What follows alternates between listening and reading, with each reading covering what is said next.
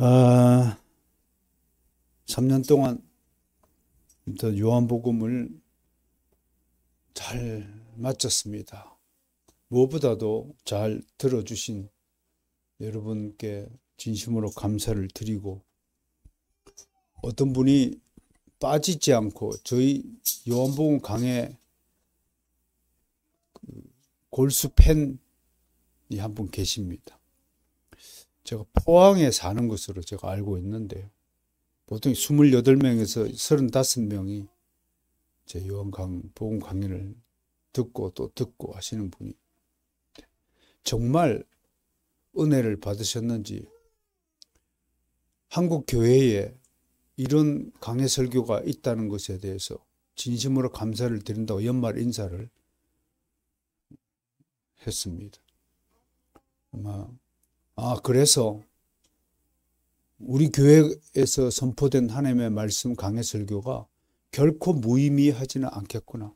한 사람의 잃어버린 양을 구하기 위해서 예수님이 온 신의 힘을 열정을 쏟았듯이 바로 이런 분들을 위해서 우리 교회에서 선포되어지는 말씀이 필요하겠구나라는 생각을 하게 됩니다.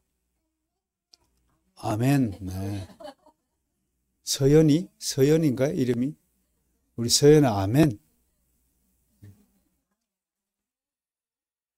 오늘은 요한복음 되돌아보기라는 주제를 가지고 한번 반추해 보도록 하겠습니다. 새로 오신 우리 또 식구들은 처음부터 요한복음을 듣지 못하였으므로 요한복음 종합 정리를 통해서 다듬는 시간이 되기를 바랍니다. 먼저 요한복음의 특징과 구조에 대해서 한번 복습해 보겠습니다. 요한복음은 첫 시간에 제가 강조한 걸로 기억하는데 사건보다는 예수님의 말씀, 가르침을 중심으로 기록된 것이다. 따라서 다른 복음서에서는 찾아볼 수 없는 풍부한 영적 양식을 우리가 맛볼 수 있다. 그게 요한복음이다. 마태복음은 예수님을 종으로서 그리고 있고, 누가복음은 인자로서 그리고 있고 등등 특징적인 것이 있습니다만, 요한복음은 특별히 선별된 예수 그리스도의 설교들을 가르침을 잘 요약하여 정리하고 있다. 그걸 우리가 첫 시간에 제가 소개한 바가 있습니다. 무엇보다도 요한복음은 큰 주제인 하나님의 아들이라는 주제를 중심으로 5부분으로 잘 구성되어 있다. 그래서 성경에는 이게 5요소로 구성되어 있는 성경이 제법 있다라고 제가 소개했죠. 대표적으로 시편은 1권부터 5권까지 잘 구성되어 있고, 요한복음도 이렇게 5편의 구조를 가지고 있다. 하나씩 살펴볼까요? 먼저 1장 1절부터 18절까지 성경을 함께 펼쳐놓고 보시면서 보면 더 은혜가 되겠습니다.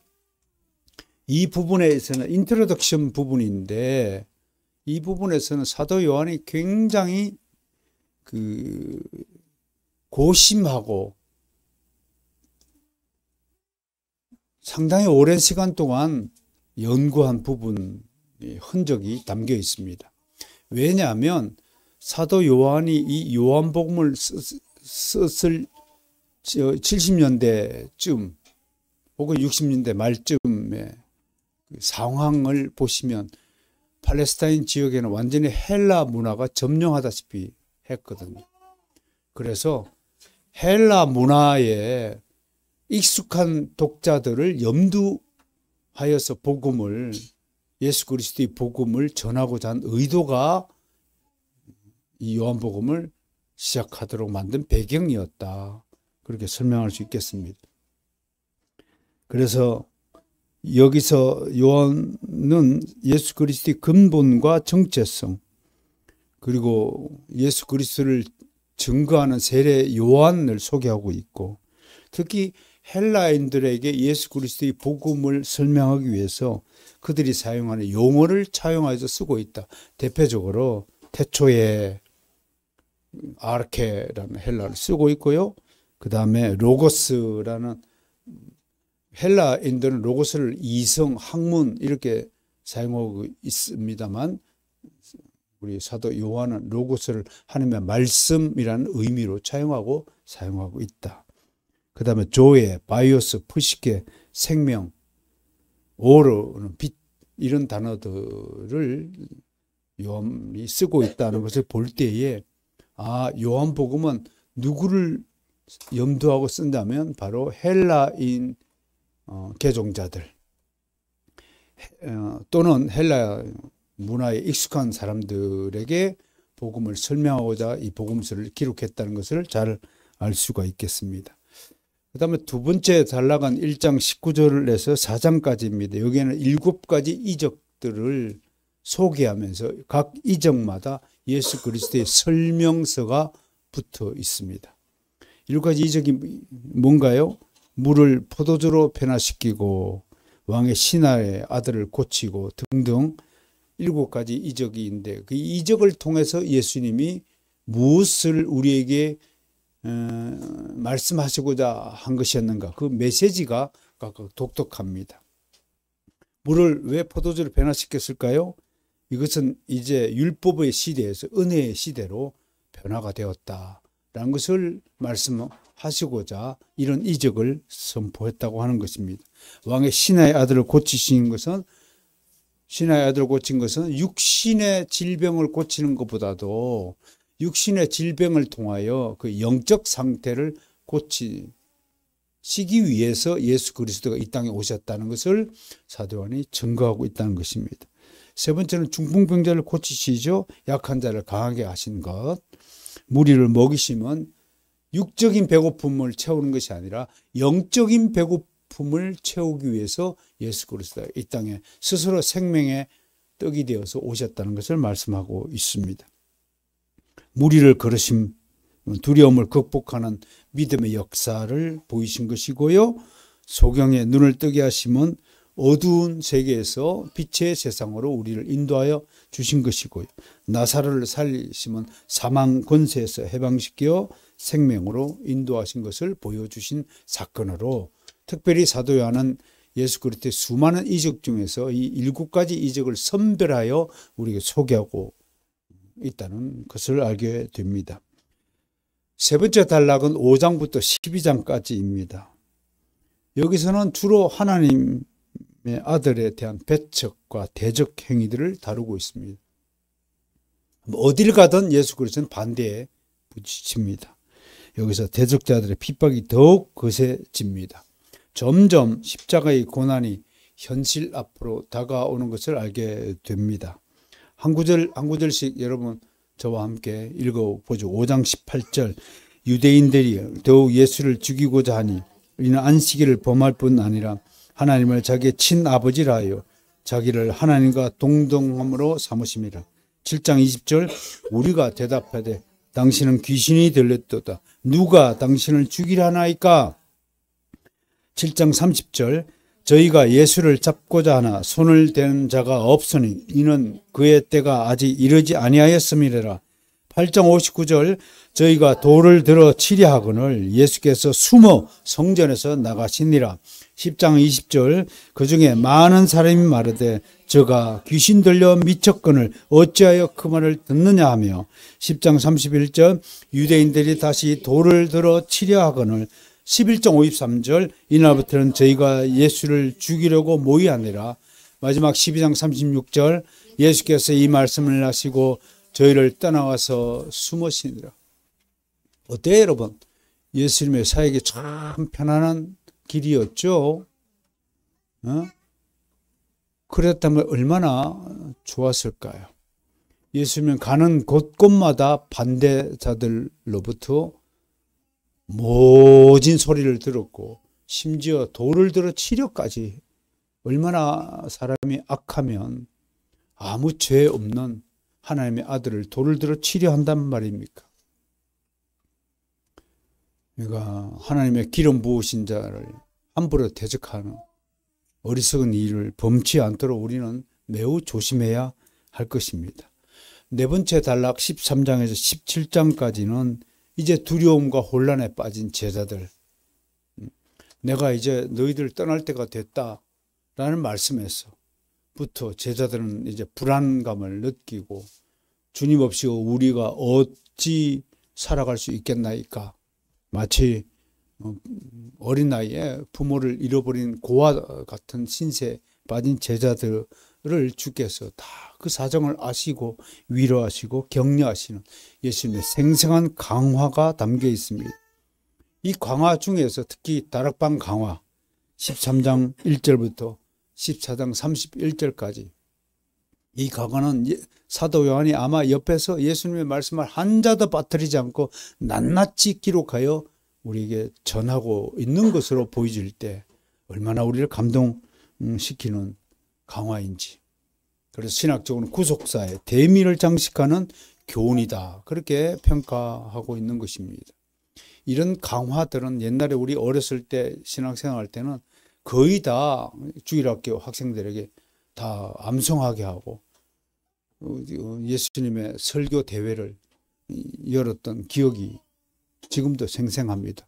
저도 한번 다 암송을 하여서 발표했던 기억이 납니다. 요즘 아이들은 성경을 암송하는 아이들이 거의 없을 것입니다. 우리 때만 하더라도 교회학교에 소속된 아이들은 거의 성경과 소위를 문답을 다 암송하는 것을 정말 자랑으로 여기고 즐거움으로 여기고 큰 자부심으로 여겼어. 교회 다닌다는 표식을 할 때 불신자들이 야, 너 주기도문 다 왜 암송하니? 야, 그걸 세 발의 피야. 너 소위를 문답 알아? 소위를 문답 제1문. 인생의 목적이 무엇입니까? 하나님을 영화롭게 하고 그분을 즐거워하는 것입니다. 이런 문답이 머릿속에 다 가득하여서 정말 우리 신앙의 요체가 되고 우리 믿음의 중심부에 자리 잡아서 그 믿음의 힘이 60년, 70년 인생을 살 때까지 흔들림 없이 우리를, 제 자신을 지켜 준다고 저는, 저뿐만 아니라 우리 세대는 다 그렇게 믿어왔는데, 이 신앙의 유산이, 이 신앙의 전통이 갈수록 세상 문화에 흠뻑 빠져버린 우리 아이들에게 전달되지 못하는 것을 너무나 안타깝게 생각하는 것입니다. 제발 부탁하지만 믿는 우리라도 이 소리를 듣는 방송을 통해서든 어디를 통해서든 이 목소리를 듣는 모든 믿는 자들이 각자 가정에서 우리 자녀들을 이런 신앙의 교훈과 전통 안에서 잘 양육해 주시기를 다시 한번 당부를 드리는 것입니다. 18장부터 21장 마지막 5번째 부분에는 이제는 예수 그리스도의 고난과 죽음과 부활의 내용이 이어집니다. 요한은 그리스도의 대제사장적 기도를 기록한 후 17장이죠. 곧바로 체포되시고 신문당하시는 내용이 18장에서 19장 16절까지 기록되어 있고요. 그리고 십자가에 달리시고 장사되시고 부활하시고 시간 순서에 따라서 자세히 기록하면서 마지막으로 주의 부활 이후의 현현에 대해 매우 자세하게 기록함으로써 부활의 역사적 정당성을 입증한 일에 심혈을 기울였습니다.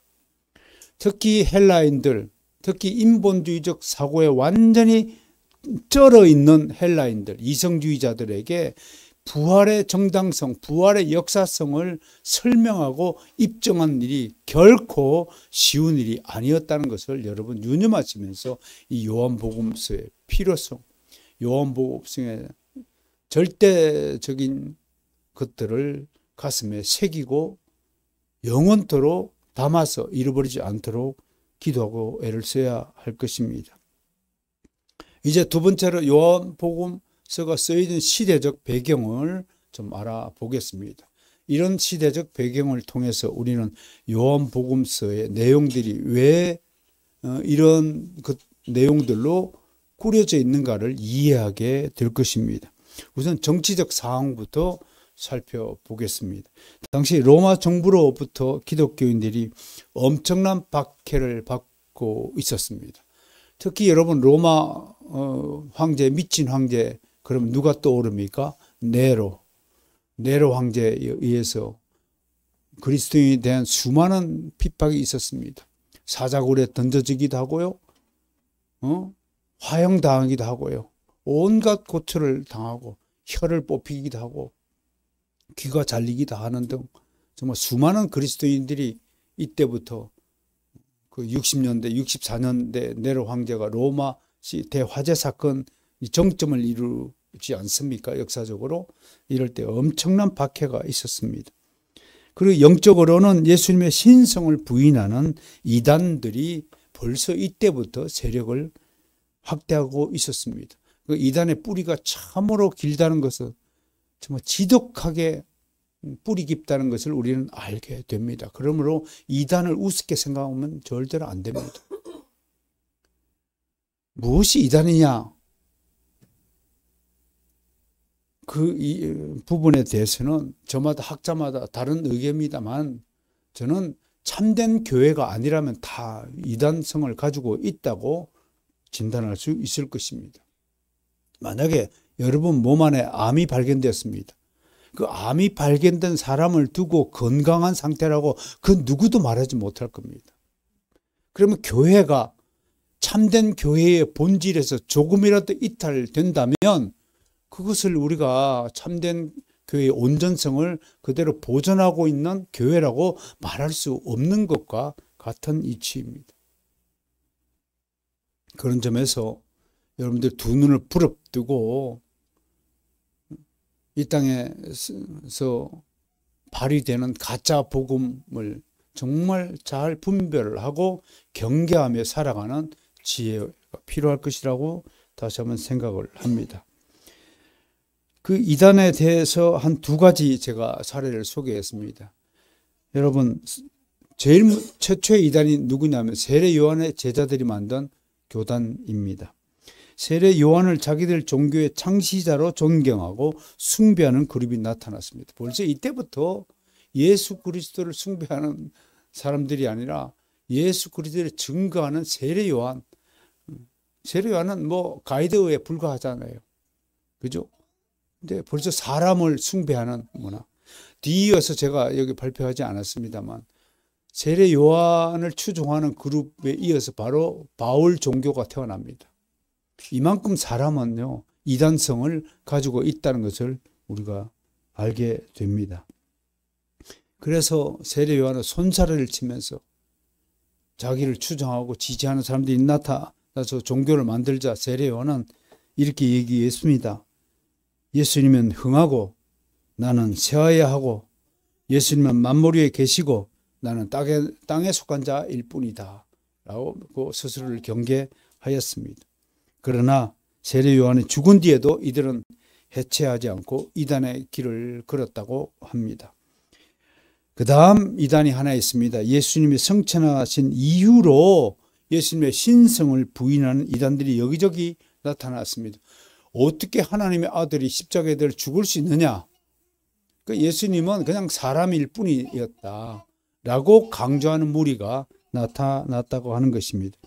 예를 들어서 1세기 갈라디아 지방에 살던 많은 디아스포라 유대인들 중 일부는 예수님의 신성을 부인하는 에비오니즘을 만들었다고 합니다.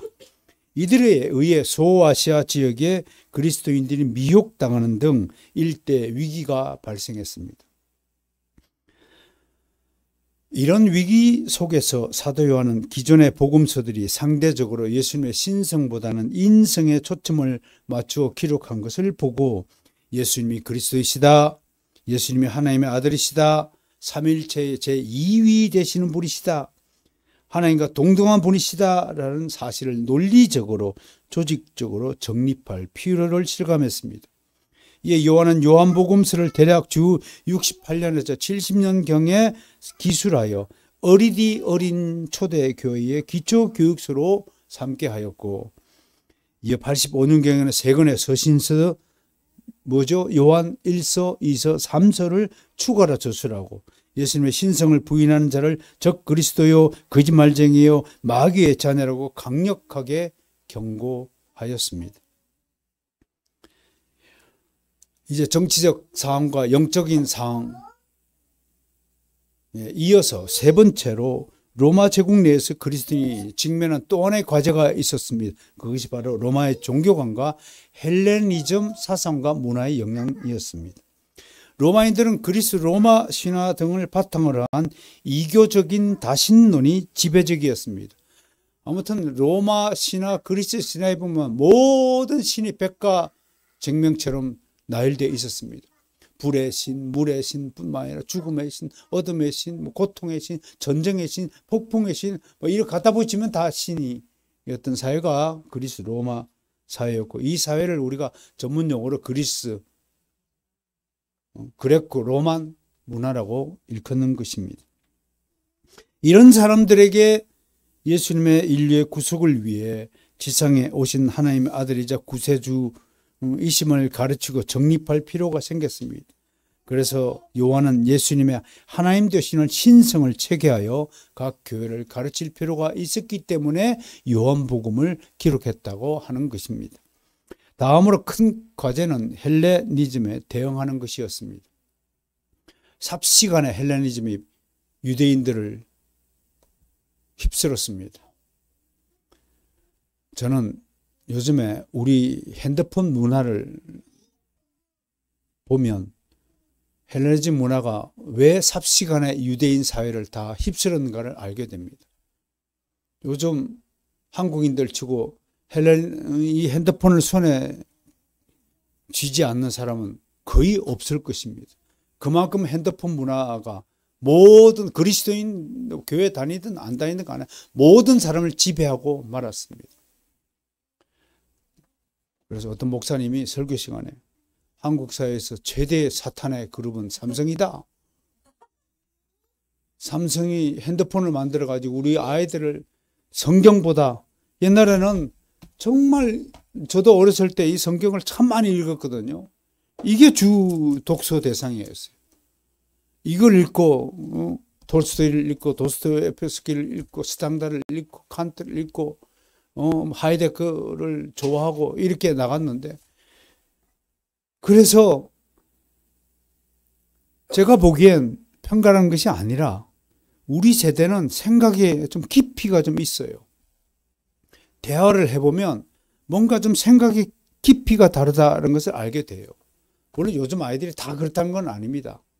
이번에 이 전 문화가 유대의 전통적이고 역사적인 사회의 모든 요소들을 다 앗아 갔다는 것이 이 시대의 기록입니다. 헬레니즘이 뭔가요?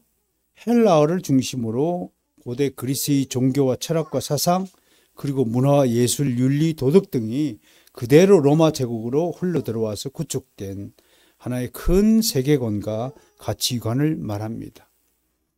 특히 철학적으로 고대 그리스의 세 분의 철학 사상을 이어받고 있습니다.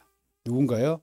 소크라테스, 플라톤, 아리스토텔레스가 그 주인공입니다. 바로 이 세 사람의 사상이 오늘날 활개를 치는 인본주의의 모태입니다.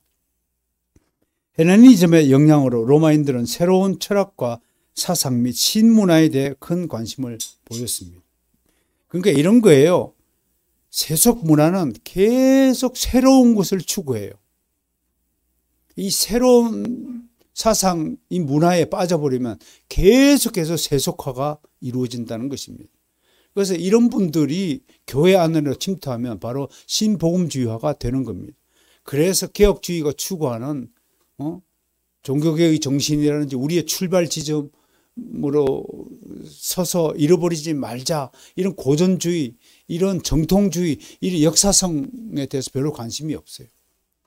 그건 지나간 일들이고 과거의 일들이고 쾌쾌묵은 일들이라고 자꾸 생각하게 되는 것입니다. 오늘 한국 교회가 바로 이 뉴이즘이라는 질병에 톡톡히 빠졌다는 사실을 우리 유념해야 합니다. 전통과 새로움은 늘 같이 흡수해야 될 영적 자양분이 되어야 한다는 것입니다.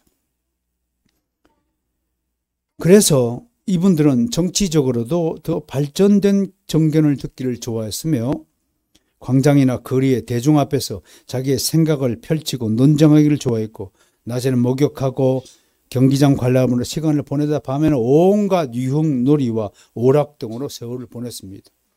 이때부터 나타난 헬라 문화가 뭐냐면 밤에는 뭘 하니? 밤에는 너 뭐 하니? 이것으로서 이 사람이 건전한 신앙을 가진 경건한 사람인가 쾌락주의자인가가 구분이 되었다고 하는 것입니다. 이런 자들을 소위 뭐라고 부르냐면 허영심에 빠진 고상주의자에서 스놉스, 이런 고상주의자들을 스노비즘이라고 부릅니다. 오늘날 교회 안에도요, 이런 고상한 문화를 즐기고자 교회를 다니는 스놉스가 굉장히 많다는 것을 우리는 알게 됩니다. 이들은 자신의 추함을 숨긴 채 자신은 절대로 천박하지 않으며 그런 사람들과 어울리기 싫다며 있는 척 아는 척 유세를 떨며 늘 우아하고 세련되고 지적인 것들을 추구한답시고 끼리끼리 어울리며 수다를 떱니다. 고상함을 추구하는 흐름이 기독교 안으로도 침투하였습니다. 2006년에 종교다원주의자인 폴 리트가 고상한 지식이라는 책을 통해서 기독교의 일부 교류들을 천박한 상상력 혹은 조작으로 몰아가자 이에 존 메가더 목사가 2010년 가장 고상한 지식 예수 그리스도라는 책으로 응수한 이야기는 아주 유명합니다. 이런 모습은 성경에서도 발견됩니다. 사도행전 17장 16절 31절을 보면 사도 바울이 그리스 아덴에 갔을 때 에피쿠레오 철학자들과 스도이고 철학자들 앞에서 부활이라는 주제를 놓고 논쟁하였습니다. 특히 모든 아덴 사람들이 새로운 것을 말하고 듣는 일 외에는 다른 일을 하지 않았다는 표현까지 등장합니다. 이때 우화 하나가 있습니다. 새로운 것을 듣기를 좋아하고 새로운 문화의 신문화에 빠진 사람들이 일하기를 싫어한다고 하여서 이분들은 온통 거리에 쓰레기가 난무했다고 합니다. 그래서 이때 쓰레기를 치우는 전문가들이 필요해서 생긴 사람이 환경미화원이 이때부터 생겼다고 합니다. 그래서 새로운 걸 듣기를 좋아하고 논쟁하기를 좋아하는 사람의 특징이 뭐냐면 자기 손으로 뭔가 일하기를 엄청나게 싫어한다는 풍조가 생겨났다고 하는 것입니다. 그만큼 헬레니즘에 빠진 사람들 한마디로 뭐라고 얘기하냐면 입으로 먹고 사는 자들이다라는 별명이 가지는 겁니다. 논쟁과 변론을 좋아했습니다. 그러나 문제는 이들의 논쟁과 변론은 확실한 근거나 결론이 없는 험한 것들 뿐이었다고 하는 것입니다. 자, 이런 상황에서 사도 요한은 이 복음을 완전히 세속 문화에 찌든 이 사람들에게 주님의 복음을 어떻게 전할까? 이것을 우리가 전문용어로 신학용어로 복음의 상황화라고 하는 것입니다. 복음을 접한 로마인 중에는 조롱하는 무리도 있었지만 더 깊이 알기를 원하는 사람들도 있었다고 사도행전 17장 32절에 보도하고 있습니다. 그들에게 기독교의 교리는 완전히 생소한 것이었습니다. 그 사람들은 지금까지 한 번도 초월적인 하나님 일에 관하여 배우지 못한 인본주의자들이었습니다. 그들은 땅에서 나서 땅으로 돌아가는 인생이었습니다. 그들은 하늘의 일이 무엇인지 육신적 차원을 벗어난 영적인 차원에서 일어나는 일들이 무엇인지 알지 못하였습니다. 이게 불신자들의 육에 속한 자들의 한계라는 사실 우리 너무나 잘 알고 있지 않아요.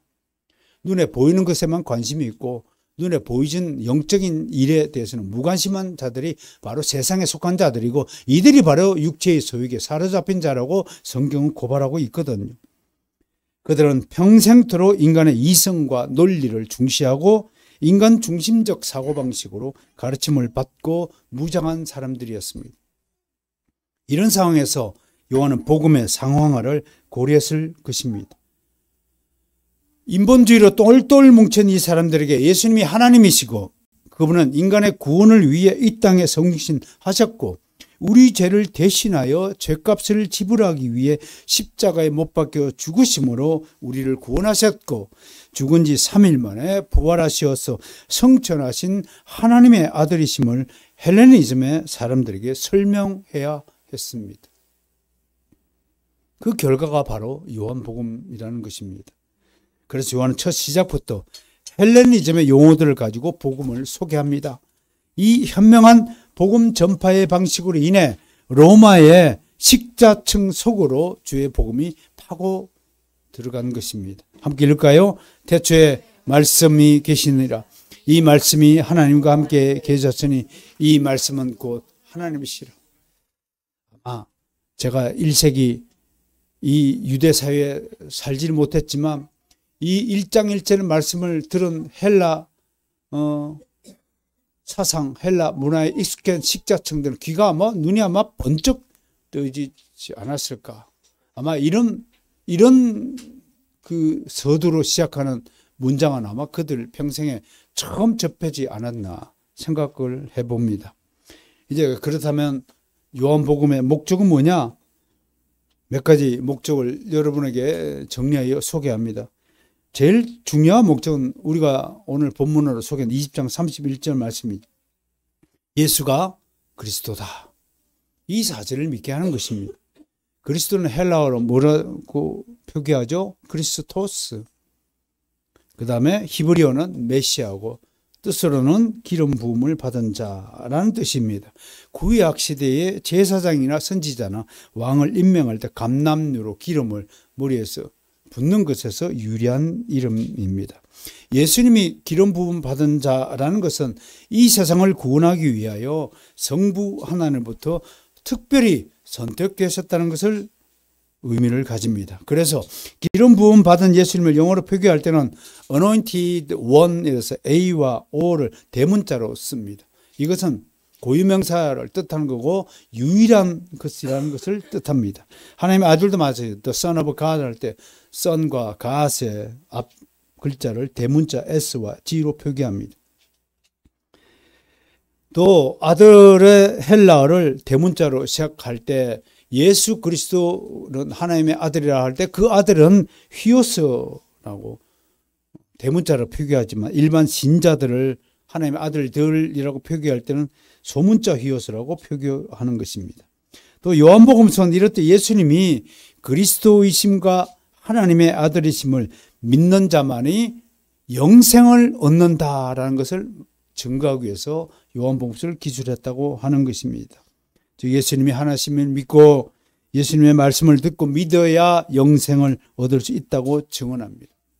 한마디로 예수 그리스도를 믿어야 지옥에서 탈출할 수 있다 라는 희망의 메시지가 요한복음의 두 번째 목적이라고 할 것입니다.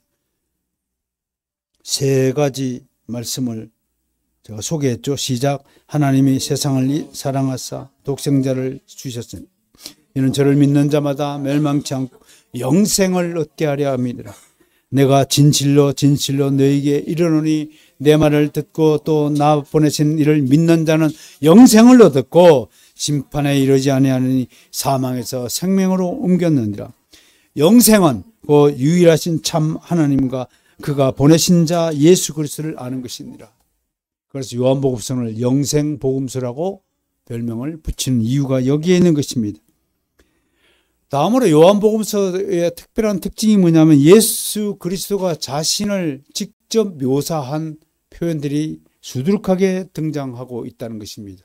이런 묘사들을 통해서 예수 그리스도의 정체성을 우리는 파악할 수 있습니다.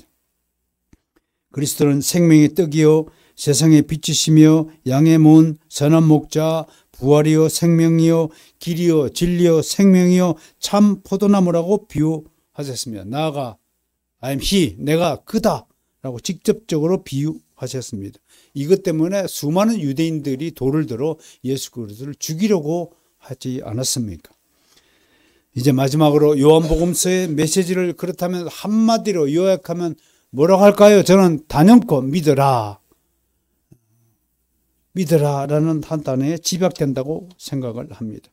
믿지 않고선 주님을 만날 수 없고 그가 누구인지 알 수 없습니다. 자신의 부모님도 이분이 나의 엄마 아빠구나 라고 믿고 난 다음에 부모를 알게 되는 것이 순서입니다. 육신의 부모는 그렇다고 진짜 믿음의 대상이 되지 못하지만 우리는 부모님을 또 사랑하고 믿고 알게 됩니다. 오직 우리가 믿을 분은 우리에게 생명을 주시는 주 예수 그리스도 뿐이십니다. 오늘 본문으로 소개된 20장 31절의 말씀이 이를 증명합니다. 믿다라는 말에는 두 가지 요소가 전제되어 있음을 우리는 알게 됩니다. 하나는 참다운 지식이요. 그래서 그노시스라는 지식이라는 단어가 계속 요한복음에 사용되고 있습니다. 다른 하나는 과감한 결단입니다. 예수님이 말씀하시자 드디어 사람들이 예수님이 누구인지 알고 믿었습니다. 이 말씀을 하심에 많은 사람이 믿더라. 8장 30절, 10장 42절. 그리하여 거기서 많은 사람이 예수를 믿으니라 라고 믿게 되었습니다. 그러나 단순히 마음으로 믿는 것만으로는 구원에 이르지 못한다는 것을 사도 요한은 계속 강조하고 있습니다. 그래서 어쩌면 야고보서와 요한복음은 아주 긴밀하게 연결되어 있음을 알게 됩니다. 예수를 믿게 되었다면 그 다음에 우리 행동이 수반되어야 됩니다. 그것이 바로 그를 따라야 한다는 것입니다. 그래서 예수님은 너는 나를 따르라. 죽은 자는 죽은 자에게 맡기고 너는 지금 즉시 나를 따르라. 베드로야 배와 부친을 버리던 지금 즉시 나를 따르라. 마음으로 믿는 것만이 구원에 이르는 것이 아니고 예수님을 따라서 행해야 한다는 것이 기독교의 구원의 메시지라고 하는 것입니다. 예수님을 영접치 않으면 아무런 소용이 없죠. 빛보다 어둠을 더 사랑하면 구원은 없습니다. 세상을 더 사랑하면 교회의 일보다도 세상의 일을 더 추구한다면 그런 구원이 아직 임하지 않은 것이라고 봐야 하는 것입니다. 주님은 제자들을 부르시면서 나를 따르라고 명하셨습니다. 주님을 따르는 것이 무엇인가를 생각하고 따르기 위해서는 결단해야 됩니다. 베드로는 배와 부친을 버리는 결단을 했습니다. 아브라함은 갈대아 우르라는 고향 땅을 버리며 가나안 땅으로 알지 못하는 미지의 땅을 향해서 나아갔습니다. 그것이 결단인 것입니다. 믿음의 행위에 있어서 결단이 없다면 그건 아직 구원에 이르지 못했다는 것을 사도 요한은 분명히 선언하고 있습니다. 3장 19절 함께 읽을까요? 그 정죄는 이것이니 그 빛이 세상에 왔으되 사람들이 자기 행위가 악함으로 빛보다 어둠을 더 사랑한 것이더라. 우리 안에 우리가 믿음을 가지고 있으면서도 우리가 얼마나 세상을 좋아하는 족속인지 스스로 자문해 봐야 합니다. 내가 얼마나 세상에 속한 자인지, 내가 얼마나 세상에 속한 것들을 추구하는 자인지, 얼마나 세상 속에서 성공하고 싶은 이 야심을 버리지 못하고 살아가는 속된 사람인가를 우리 스스로 점검해 봐야 할 것입니다. 송구영신 예배 때 한 해를 되돌아보면서 우리가 한 해 동안 얼마나 세상을 추구한 것이 많았는가를 진짜 구구절절히 진심으로 고백하여서 내년에는 정말로 하나님의 일을 더 추구하는 여러분의 인생이 되기를, 탈바꿈하기를 한번 촉구해 보는 것입니다.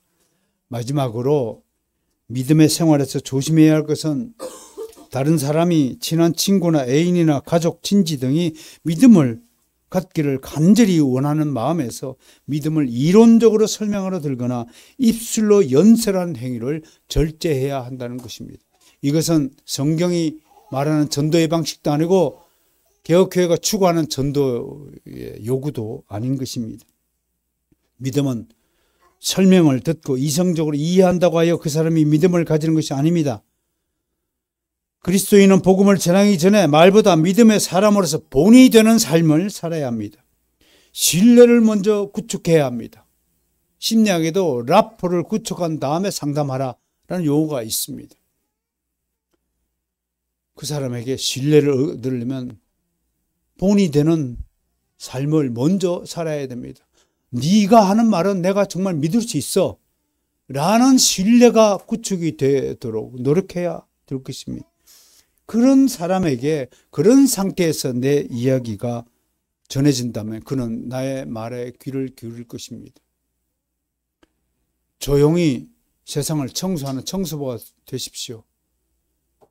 어느 곳에 있더라도 주님의 청지기 역할, 청지기 사명을 다하는 사람이 되십시오. 겸손함으로 세상을 섬기는 자가 되어야 됩니다. 내년에는 우리 모두가 그런 멋진 그리스도인이 되기를 소망하고 촉구합니다.